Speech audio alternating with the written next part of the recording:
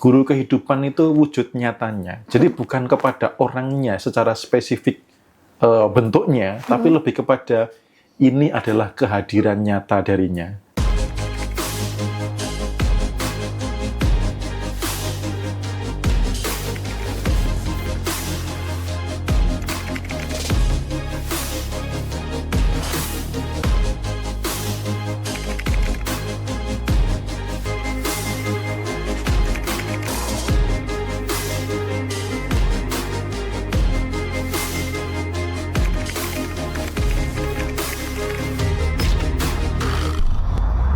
Ada dari Kak Adex nih, saya sudah rilis emosi Om, cinta sejatinya sudah nemu Om. Terima kasih sekali Om Bimo bimbingannya. Oke, thank you. Selamat ya udah dapat ketemu cinta sejatinya. Cie.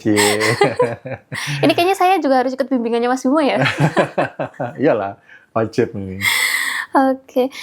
Nah ini mungkin lanjutannya dari Kak seorang pelajar tadi. Kalau mereka didoakan tapi tidak berubah sepanjang hidupnya bagaimana ya? Perubahan itu bukan tanggung jawab kita. Okay. Perubahan orang lain itu bukan tanggung jawab kita, tapi perubahan rasa kita tuh yang menjadi tanggung jawab kita. Gitu loh. Jadi jangan hidup ingin mengubah orang lain, tapi responmu, emosimu, rasamu terhadap orang lain yang perlu benar. Gitu. Kayak semalam juga gini. Ada orang yang mengkhawatirkan gitu, kalau dia nanti kok kayaknya mau balas dendam, kayaknya kalau dia nanti jahat bagaimana gitu. Kita harus punya kesadaran bahwa ketika biasanya kan ada yang nulis di media sosial dengan bangganya ya, kata-kata indahnya begini. Kalau kamu baik, aku baik. Kamu jahat, aku bisa lebih jahat. Kan biasanya gitu nih. Nah, kalau saya beda. Kamu baik, saya baik. Kamu jahat, saya tetap baik gitu loh. Karena sejatinya saya orang baik, jadi saya tidak perlu ikut-ikutan jahat. Nah sama, ketika kita sudah mendoakan orang lain tidak berubah, bukan dalam kontrol kita perubahan orang lain. Gitu loh. Okay. Karena kalau misalkan Anda bertindak demi perubahan orang lain, nanti yang terlepas adalah perubahan di dalam diri. Yang terabaikan adalah apa? Dirinya tidak berubah, harus orang lain. Sama, belajar pengembangan diri, pengen suaminya yang berubah, akhirnya yang tidak membaik kondisinya. Tapi begitu diri membaik, pasangan rata-rata ikut membaik gitu. Oke, begitu ya teman-teman. Bagi yang udah nge-give makasih nih ya. Ya. Banyak-banyak ya Mas Bimo. Ya, bacain nih kalau yang ada yang give, kasih sapa, kasih salam. Oke. Nah, ini ada dari Kak Cip-Cip, cara konsultasi langsung gimana Kak? Bisa Di sini bisa ya. nggak? Teman-teman screenshot dulu aja. Ini kan ada Dewa 1, ini 16, BB ini 88. Nanti ke sini aja untuk bagaimana caranya, lalu kemudian penjadwalannya dan lain sebagainya gitu bisa. Atau yang ditulis yang repent.live itu juga sama, yang belakangnya 88. Gitu. Oke. Next, kalau ada teman-teman yang punya pertanyaan bisa di drop dulu sambil kita nunggu jawaban dari Mas Bimo. Mungkin nanti pertanyaannya terwakilkan sama Mei. Next kita akan ke mensyukuri guru kehidupan Mas Bimo. Nah ini biasanya fans-fansnya Mas Bimo akan keluar ini saat kita bahas guru kehidupan.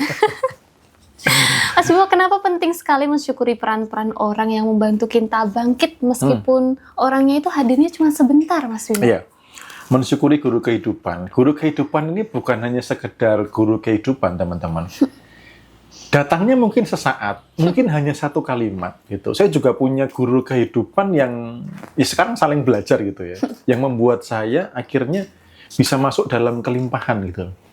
Nah, mensyukuri guru kehidupan ini kalau dimaknai guru kehidupan itu adalah wujud nyata kehadirannya. Contoh nih, misalkan Mei lagi ada masalah berat gitu ya. Allah Tuhan nggak akan datang di depanmu langsung gitu loh. Dia akan pakai orang. Mungkin hanya dalam satu kalimat kamu akan tersadarkan, akan move on gitu ya. Akan bangkit dari orang itu. Itu. Nah, kebayang nggak kalau orang-orang yang dihadirkan olehnya untuk menyelamatkan kehidupan kita, tidak kita syukuri gitu.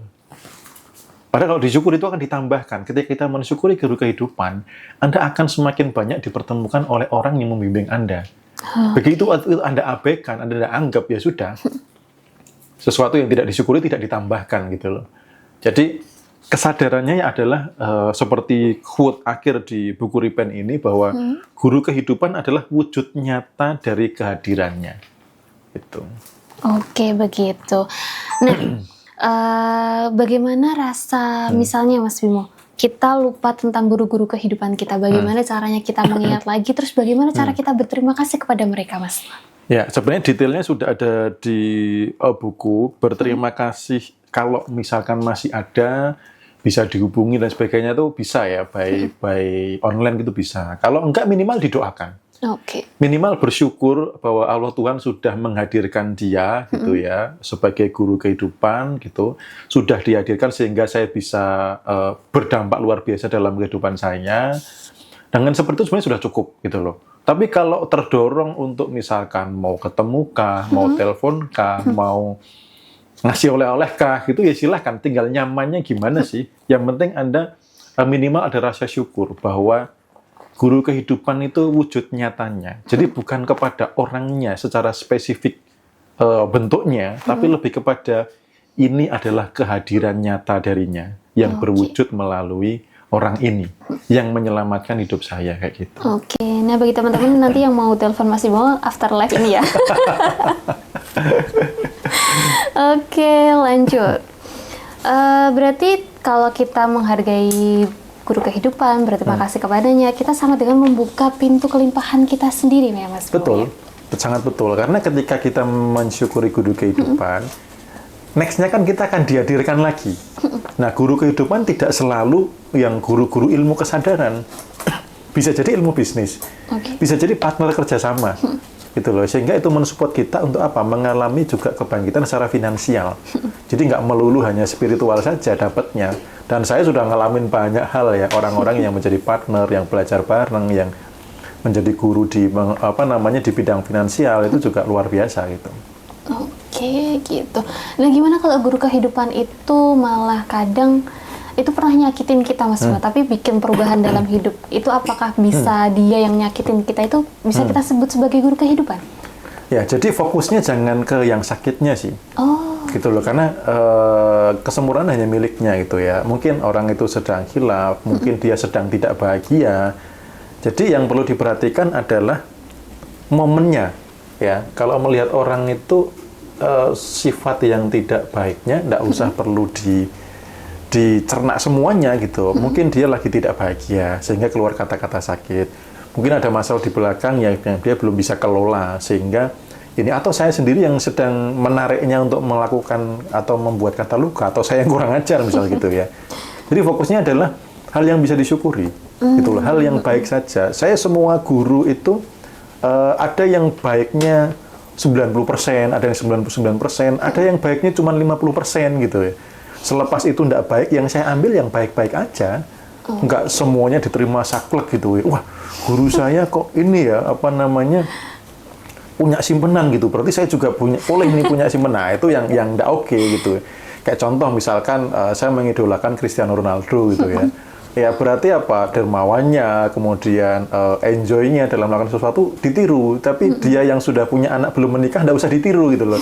Yang baik-baik aja yang ditiru gitu. Saya juga sama ya, baik-baik aja yang ditiru. Gitu teman-teman ya. Jadi nanti siapa tahu ada yang mau berterima kasih ke Mas Bimo, bisa chat, bisa telepon nanti habis kita selesai live. Sudah cukup. karena kan itu bukan personality saya, tapi saya hanya dipinjam olehnya untuk hadir buat teman-teman gitu. Karena nggak ada sesuatu yang kebetulan sih gitu. Jadi saya memang sudah siap dipakai olehnya kayak gitu aja. Oke, gitu. Nah, ngomong Mas Bimo, terima kasih ya Mas Bimo. Terima kasih ya Pak Mai. Oke, next adalah mendoakan orang yang menyakiti kita. Nah, ini biasanya orang-orang susah nih di bab ini ya, mendoakan orang-orang yang menyakiti kita. Ini kok kayak apa ya? Udah nyakitin tapi didoakan. Ini gimana Mas Bimo? Ya, oke. Karena gini, sakit ini belum dimaknai secara keutuhan. Gitu loh. Bahkan mendoakan orang yang pernah menyakiti itu hampir mirip dengan guru kehidupan. Apakah guru ngajarnya selalu bagus? Gitu. Apalagi teman-teman yang angkatan sekolahnya generasi old ya, old man ya. Ada guru kadang yang mukul pakai penggaris gitu ya. Ada yang marahin, tapi membuat Anda bisa jadi disiplin, bisa jadi serius gitu ya. Artinya guru itu tidak selalu halus lembut secara wujud gitu. Tapi ada hal-hal yang kadang nyentil, kadang gambar, kadang nyakiti, nampar gitu ya. Nah, itulah kehidupan. Jadi orang yang yang menyakiti, kalau di sini kan dibahas, dia hanya dipinjam olehnya. Ya, dipinjam olehnya untuk apa? Untuk mendewasakan. Karena proses pendewasaan itu harus terbentuk. Nah, proses pendewasaan itu kadang tidak selalu manis. Kadang ada rasa sakit gitu ya. Kadang ada rasa nggak nyaman. Nah, orang-orang yang dadir menyakiti Anda, itu hanya dipinjam olehnya itu. Itu hanya dipinjam olehnya untuk mendewasakan Anda. Okay. Anda pun kadang dipinjam olehnya untuk mendewasakan orang lain dengan memberikan rasa sakit. Gitu. Maka pernah nggak teman-teman saat ini di kesadaran sekarang merasa syukur karena dulu pernah disakiti? Contoh nih, yang paling nyata, teman-teman cek video saya di YT, yang pemulung jadi miliarder, luka yang paling membekas apa? Diludahi orang. Gitu. Tapi setelah di kehidupan sekarang, dia seolah-olah pengen berterima kasih sama yang ngeludahin dia. Artinya orang yang ngeludahin dia itu dipinjam olehnya untuk membangkitkan dia secara dahsyat luar biasa. Gitu. Jadi sebenarnya rasa sakit itu hanya belum termaknai sebagai sebuah keutuhan. Gitu. Di kesadaran tertentu, teman-teman bisa mengalami syukur yang luar biasa karena dia dipinjam olehnya untuk proses pendewasaan. Nah, kalau kita membenci orang yang menyakiti, sama dengan kita menolak proses pendewasaan. Oke. Kayak gitu. Jadi supaya kita tetap proses pendewasaan terbentuk, ya sudah, dia hanya dipinjam olehnya untuk mendewasakan saya. Kayak gitu. Nah, maka apa? Kenapa sampai didoakan? Karena tidak hanya cukup sampai memaafkan. Ketika teman-teman doakan, didoakan rezekinya, kesehatannya, kebahagiaannya, keluarganya, nanti cek apakah doa itu balik kepada Anda. Gitu. Oke, jadi nggak hanya sampai memaafkan ya Mas, harus mendoakan. Sampai pada mendoakan. Meskipun sekalipun itu adalah misalnya mertua kita kah, orang tua kita kah, jadi harus siapapun sampai kepada yang kerugian secara materi, gitu. Karena di sini juga ada nih untuk yang pernah dirugikan secara materi dan mungkin saat ini sedang ramai ya beberapa teman-teman yang mungkin menitipkan dananya ke orang lain dan lain sebagainya. Ini kan dirugikan secara materi. Nah, bagaimana sikapnya supaya tidak menghambat rezeki ke depan? Saya sudah tulis lengkap di sini. Bagaimana sikap kita jika dirugikan secara materi? Karena itu juga bagian dari luka. Luka dan kehilangan. Luka dari rasanya, kehilangan materinya. Supaya tidak lagi menghambat rezeki ke depan.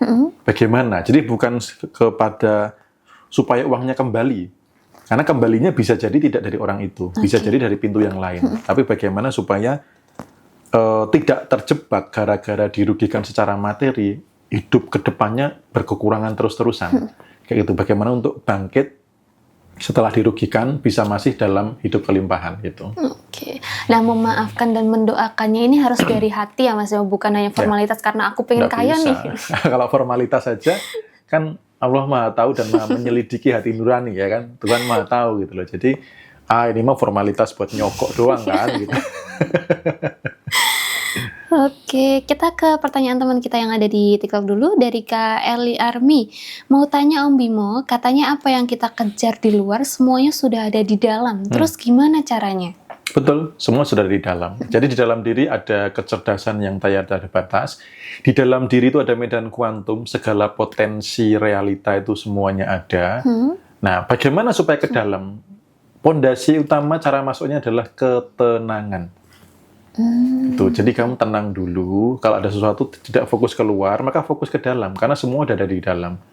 Ketenangan bisa dibangun dengan meditasi dan lain sebagainya. Contoh misalkan kemarin pas meditasi yang kemarin, Mei, itu kan ada proses yang dimana aku membuat seseorang masuk ke dalam diri untuk menciptakan potensi yang sudah ada di dalam diri untuk masuk ke dalam sebuah solusi permasalahan di dalam diri. Jadi itu memang benar adanya. Jadi solusi itu bukan di luar, di dalam diri sudah ada. Maka kalau teman-teman bisa masuk dalam ketenangan, di dalam ketenangan itu ada kebenaran yang sejati, kayak gitu. Nanti akan ada bimbingan dari intuisi, ya kan, dari petunjuk-petunjuk. Ketika tenang, intuisi hadir. Nah, intuisi itu adalah kebenaran, tidak pernah meleset. Tinggal ikuti aja intuisi. Nanti hidup akan dibimbing. Bagaimana untuk berkelimpahan langsung ya. Targetnya adalah langsung berrezeki gitu loh, melalui intuisi itu. Oke. Nah, next ada dari Kak Feriansyah. Mas Bimo, agar doa terkabul, apakah mesti didobrak dulu mental block atau belief sistemnya dulu? Doa dengan rasa yang penting. Gitu ya, doa dengan rasa gitu. Jadi kalau ada mental block kan biasanya itu berpotensi menghambat di rasa. Gitu. Makanya mental blocknya karena apa nih gitu, diberesin dulu. Misal nih mental block tentang kemiskinan karena doktrin di masa kecil gitu ya. Atau mungkin karena doktrin bahwa orang kaya itu jahat, orang kaya itu apa namanya sombong kayak gitu ya. Teman-teman tinggal cek aja kok misal goalsnya mau kaya gitu ya, doa pengennya kaya gitu ya. Coba teman-teman ingat-ingat ketika muncul kata kaya, melihat orang kaya, suasana hati bagaimana? Gitu. Suasana hati bagaimana? Kalau Anda masih benci dengan orang kaya, nggak suka dengan orang kaya, maka akan kesulitan untuk jadi kaya. Karena sesuatu hal yang dibenci akan dijauhi, benar nggak? Betul. Artinya kalau Anda membenci karakter orang kaya, maka Anda akan secara bawah sadar, Anda akan menjauh dari kekayaan. Kalau Anda sudah senang dengan orang kaya, ternyata orang kaya baik ya, ternyata kaya itu enak ya, ternyata. Nah, mental blocknya sudah dirilis, itu juga bagian dari doa, karena doa tidak hanya sebatas ritual. Rasa yang Anda pancarkan itu adalah doa. Itu bahkan saya sudah mulai melatih anak-anak saya, misalkan kita lagi jalan-jalan gitu ya, terutama buat orang-orang yang masih pakai motor, kemudian kadang goncengan itu sampai berempat gitu ya. Karena dulu saya pernah ngalamin itu, jadi saya imunisasi anak kedua, itu saya pakai motor. Anak pertama di depan, anak kedua di belakang saya, baru istri gitu ya. Jadi 4 orang. Saya ajari anak-anak saya untuk melihat itu dan mendoakan mereka. Oh, kita doain ya segera punya mobil gitu. Jadi kita mencintai rasa kaya itu gitu loh. Sehingga ketika melihat orang begitu kita doakan. Nah, itu yang bisa merontokkan mental block. Maka mental block ini perlu ditarik mundur nih. Detailnya karena apa? Gitu. Sampai pada memaafkan orang yang memberikan mental block. Gitu. Contoh misalkan dulu saya ketika kerja awal-awal sering banget gampang ngutang. Karena ternyata apa? Sugesti hutang sudah saya dapatkan sejak kecil. Jadi orang tua kalau ngomongin finansial tentang hutang, nyicil ini, nyicil itu, harus ngutang kemana lagi, itu saya dengar hampir setiap hari. Saya sampai pada memaafkan orang tua atas ketidakmengertian mereka. Itu untuk apa? Membereskan mental block sampai ke akar-akarnya gitu loh. Kayak gitu. Jadi rasa itu juga doa. Jangan sampai teman-teman hanya terpancing pada ritual saja. Maka membereskan mental block ketika rasanya sudah oke, itulah doa yang sebenarnya juga. Nah begitu ya tadi Kak Feriansyah. Cinta doktrinnya adalah bersyarat dari luar. Lalu begitu berpasangan, itu mengharapkan cinta dari pasangannya, yang dia sendiri si pasangan ini sedang kekurangan cinta gitu loh.